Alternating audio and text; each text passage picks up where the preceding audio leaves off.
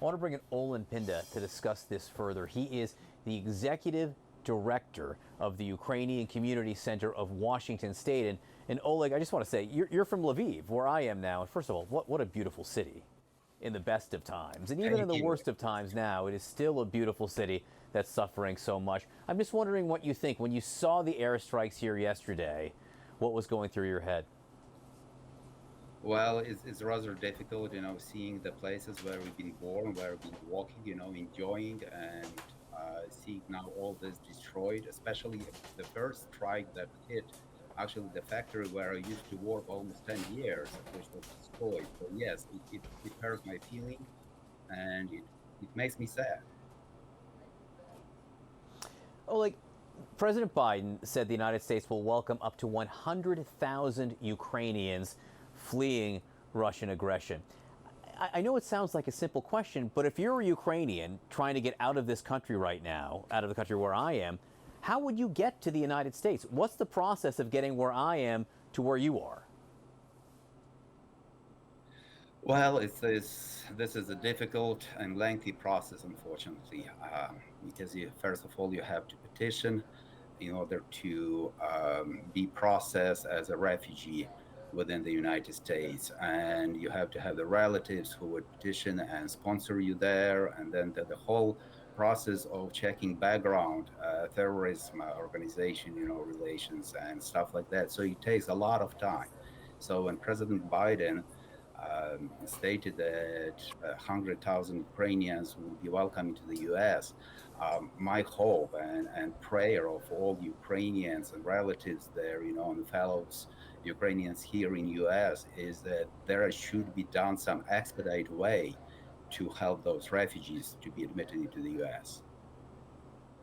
I've had Americans ask me, hey, we want to host a Ukrainian family. Is there any process for that? And how is your agency helping in this complicated process? Absolutely. We in our agency daily we have over 100 phone calls from fellow Ukrainians who's asking questions how to help their relatives, as well as a tons of neighboring Americans who are calling our office and saying that they're willing to shelter Ukrainian refugees. They will give up their homes. So far we just compiling the list of the volunteers who would be available to host the refugee families, because so far we don't have any new arrivals except those who cross Mexican border.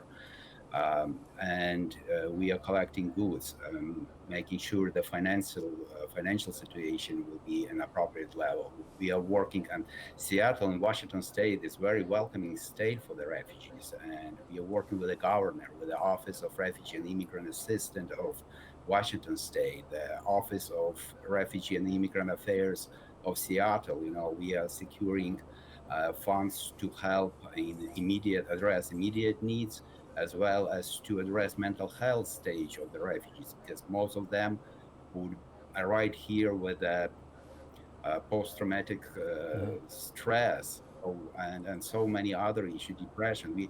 We have seen a lot of depressed and anxious people right now here in US who needs uh, their mental health issues to be addressed. So there are many things to do. We are preparing for that, and we are waiting, anxiously waiting when the first refugee will start arriving in the Washington State.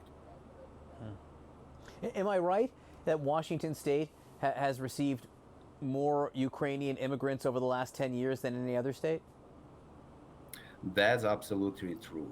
Washington State received the most Ukrainian refugees than any other state, and this wave of refugees began since 2014, when the war in eastern side of Ukraine started, and refugees start getting into the U.S. We have a large Ukrainian community here, and I'm proud to say that new arrived refugees in Washington State, they are not looking for public assistance. They are ready to go into employment field.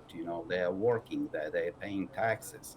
And now when community is looking at what's going on in Ukraine, we here understand that, giving a chance Russia to win this war, or even having a stalemate in this war, will not only bring Ukraine into Soviet era, but it will destroy, overshadow, and reverse all the progress that America and Western world has made on every socio-economical equality and climate issues. So we have to be strong and uh, give our answer to Putin that stop, you're not gonna overcome us. Oleg Pynda, I really appreciate you being with us, and I hope you don't mind, but I'm going to give out the name of your organization to all these people who've been asking in the United States, what can we do to help? Because I think people want some answers to this. I really appreciate it. Thank you, and yeah, checking our website, people could donate, could call us, contact us, and we'll be more than happy to provide information and assistance.